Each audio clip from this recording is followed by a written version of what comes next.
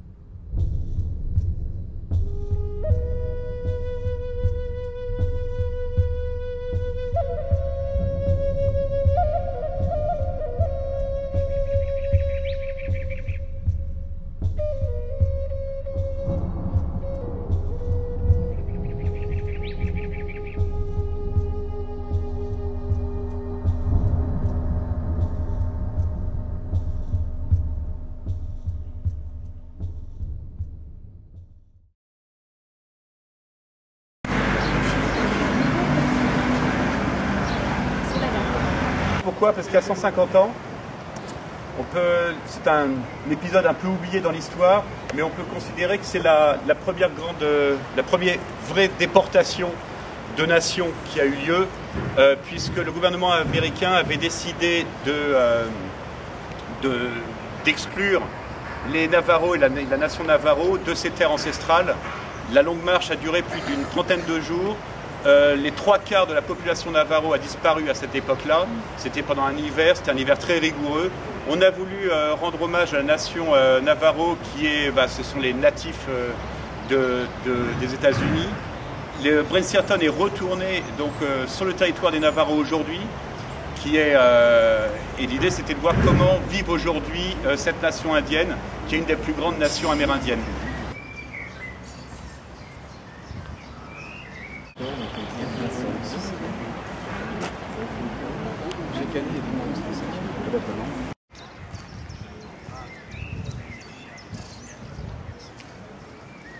Big Mike Bright, c'est un natif du Colorado, c'est un enfant du Colorado, il est né dans un ranch sur les bords du Colorado.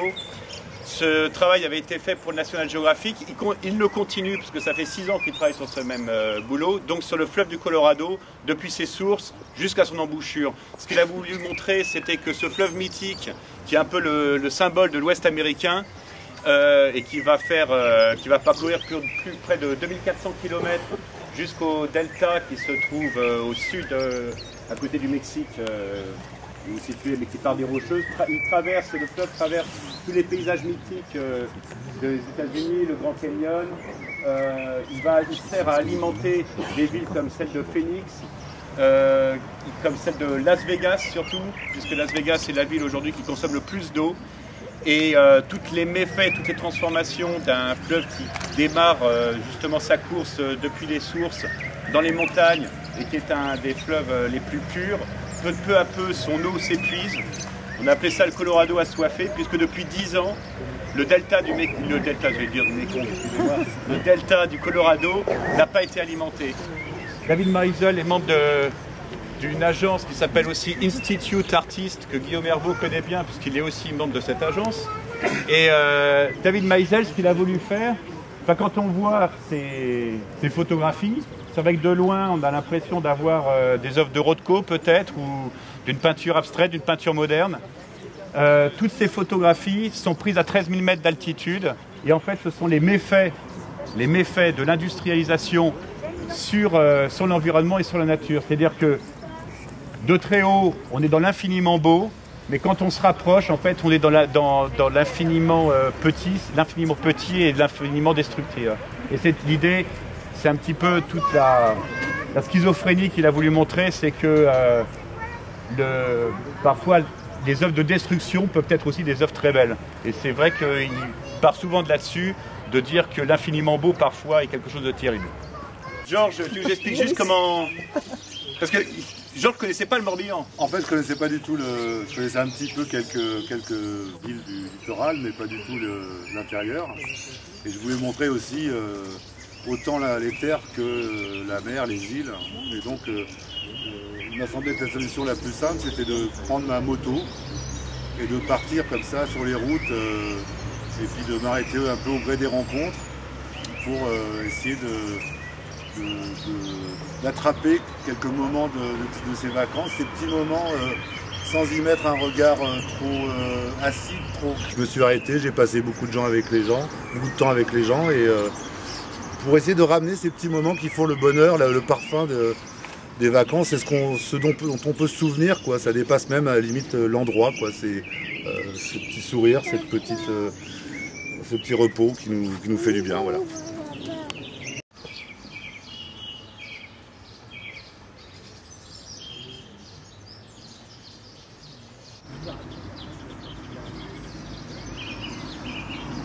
Même si c'est quand même une terre de vacances, Patrick, le Morbihan pour toi et pour ta famille. C'est pour ça que ça s'appelle Morbihan terre d'adoption. Pourquoi terre d'adoption? En fait, moi j'ai connu cet endroit il y a longtemps maintenant, c'est 25 ans, quand je suis venu pour la première fois avec Delphine, ma femme. Et donc j'ai adoré plus que tout le golfe du Morbihan, c'est pas très loin d'ici. Donc je suis très content que ce soit exposé pour la première fois à la Gacilly aussi, parce que ça reste en Bretagne.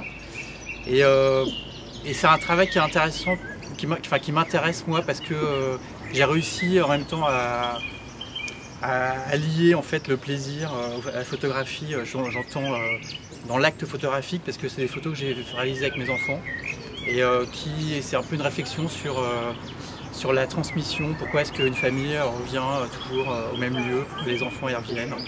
Et donc c'est un travail que j'ai commencé et que je continue. Voilà.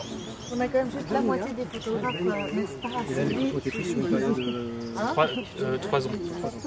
Enfin 2 ans, 2 ans et demi, parce que je continue, mais j'en ai fait d'autres depuis. Hommage à la jante féminine et à Floriane Delacé. Floriane Delacé était entrée d'un tour du monde sur les 5 continents et elle a voulu rendre hommage à tous les porteurs de vie.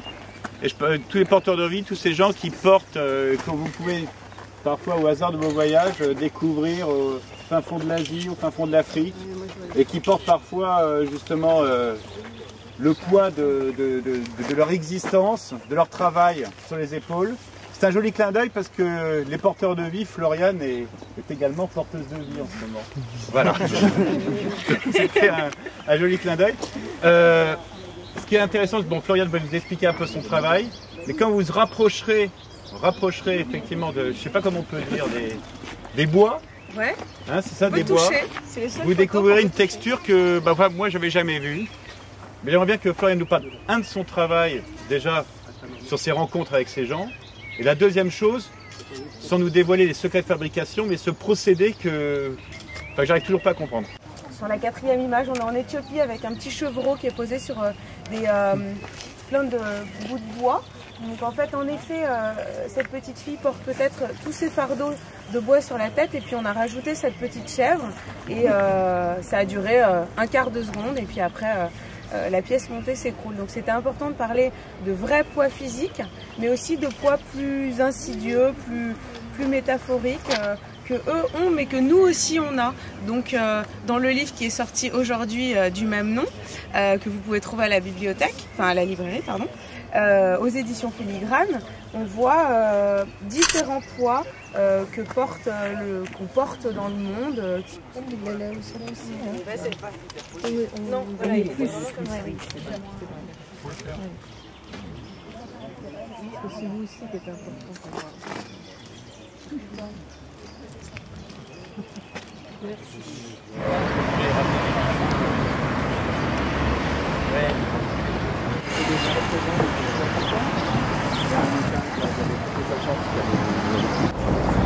C'est la journée sans tabac, profites-en.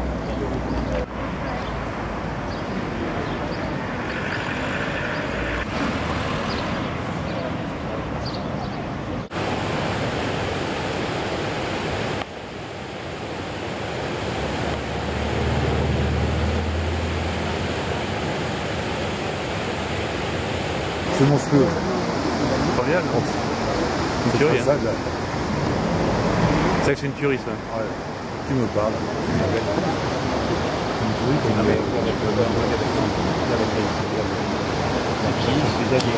T'imagines la grandisseur et le bac avec le fixateur qui ouais, des tubes qu'il faut.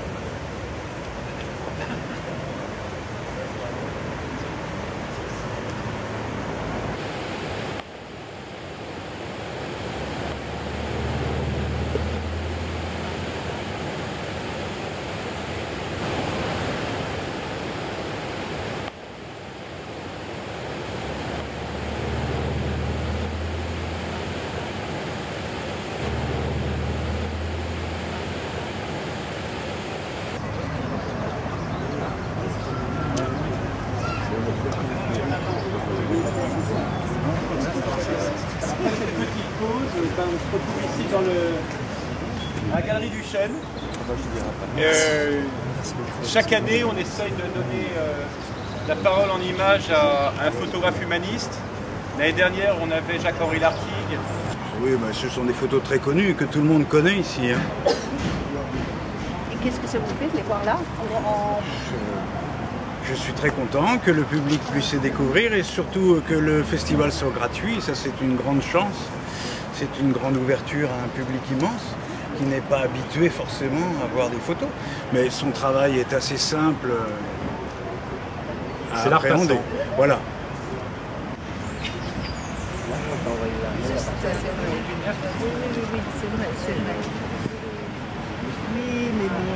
Et pour parler clairement, en fait, j'étais très surpris de cette commande parce que je vais plutôt pas dans ces endroits-là habituellement.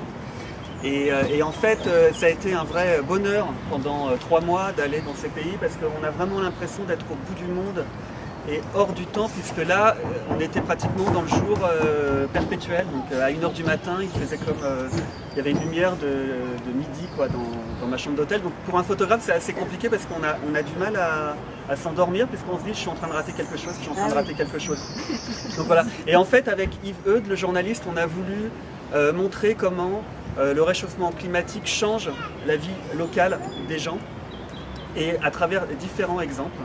Donc par exemple, au Canada, donc, il faut imaginer, c'est vraiment dans le Grand Nord canadien, il faut prendre un petit avion pour arriver là-bas. Et on s'est intéressé au village de Baker Lake, où Areva s'est implanté pour faire des recherches autour d'uranium, de mines d'uranium aux alentours. Et donc la question, c'est comment l'arrivée de la mine d'uranium va changer la vie locale. Est-ce qu'il y a des choses qui vont compliquer la vie locale?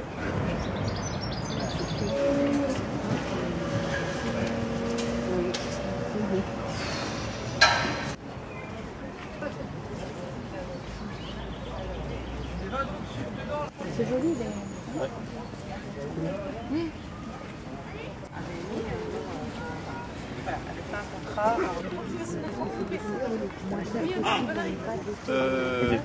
Bon, on va y aller. Donc là, on va rentrer dans le labyrinthe, la galerie du labyrinthe végétal, avec une exposition qui est consacrée à Nick Brandt. Nick Brandt, c'est un artiste, c'est aussi et surtout un photographe extrêmement engagé. Ça fait 13 ans qu'il a commencé ce projet.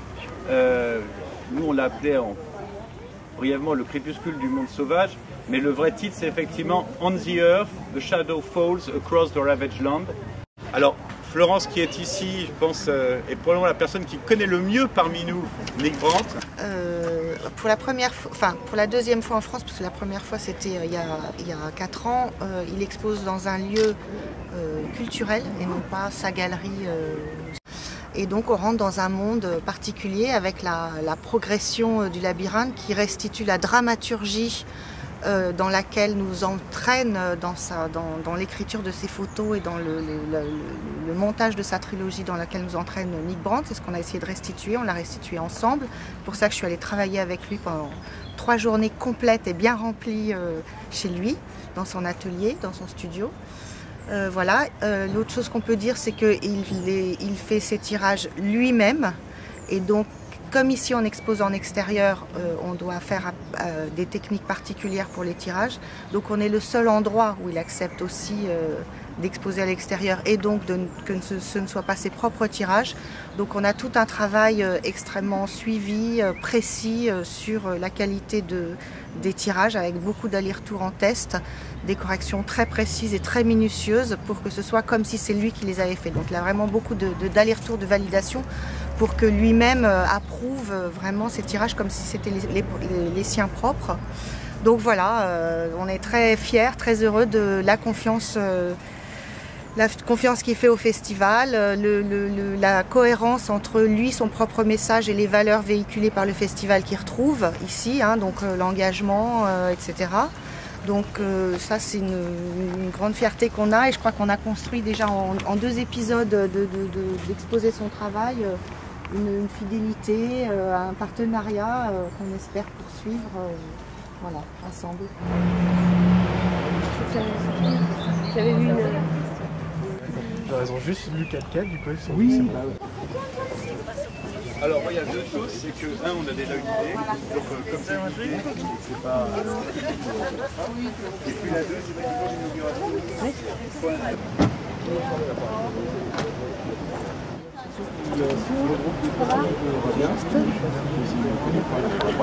Oui, il paraît qu'ils ont une demi-heure de retard. François. Non, mais c'est un vrai honneur. C'est super de vous voir arriver comme ça, avec Sabrina que je vais aller. De nouveau, c'est bien maintenant que vous êtes un habitué. Hein. Justement, Hervé disait, ce sont pas les Michou qui arrivent. Et on a la chance d'avoir John Morris également. Donc vous allez voir après l'exposition de John Morris. Et John Morris, c'est un bon trait d'union, qui a bien également forcément connu Robert Capa, puisque c'est lui qui avait envoyé Robert Capa le 6 juin 1944 sur les plages de Normandie. Et donc vous verrez aussi l'exposition en remontant sur la rue Saint-Vincent quand on va arriver. Just to explain for us, in a few words, your work, Russell. What do you want to because it's not your main work. However, I was looking for a way to collaborate with Indigenous cultures. I always studied Indigenous culture, and then I realized, or I felt, I was making a mistake. I was looking at the culture, but I wasn't getting immersed in the culture. So I began to work first with Aboriginal people, traveling with Aboriginal families, taking photographs of things that were culturally significant to them. And then I gave them back my photographs, and they would create artwork over the photograph. Just a question, John. Why didn't you show these pictures during maybe 70 years? I had them in a drawer. It was Robert Pledge who persuaded me that they were worth showing, and I am the one who is honored to be here. Thank you. C'est la première fois dans ma vie que j'ai vu quelque chose comme ça. I know, exactly. You're a savage. Okay. Between two happy people. I know, I broke up in a very, one of the most beautiful relations I've ever come across. Okay.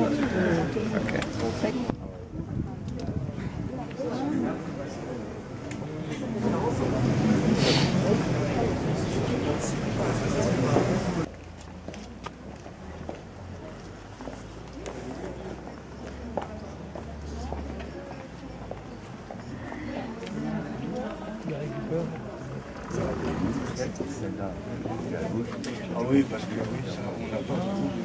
Ça, il y a beaucoup de travail du quartier.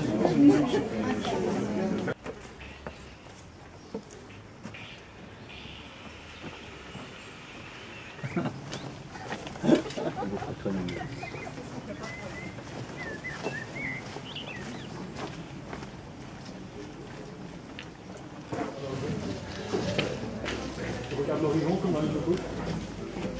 Thierry, il y a 4 tapis rouges. Je ne sais pas.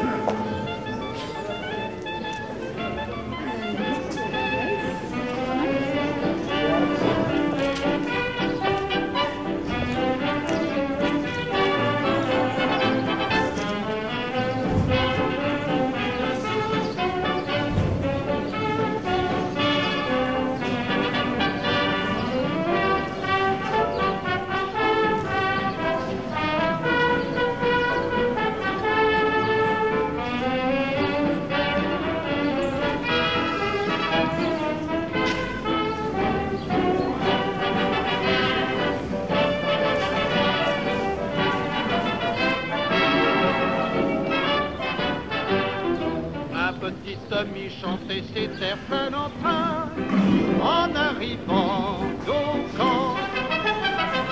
Tous les petits poilus joyeux apprirent le refrain et bientôt tout le régiment entonna gaiement. On ira prendre notre linge sur la ligne Siegfried pour laver le linge, voici le moment.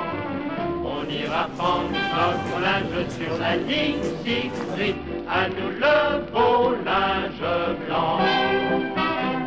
Les vieux mouchoirs et les chemises en papa, en famille on lavera tout ça. On ira prendre notre linge sur la ligne Siegfried, si on la trouve encore là.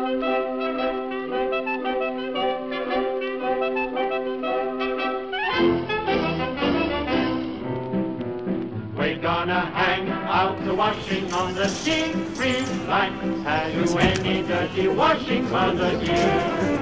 We're gonna hang out the washing on the Siegfried line. Because the water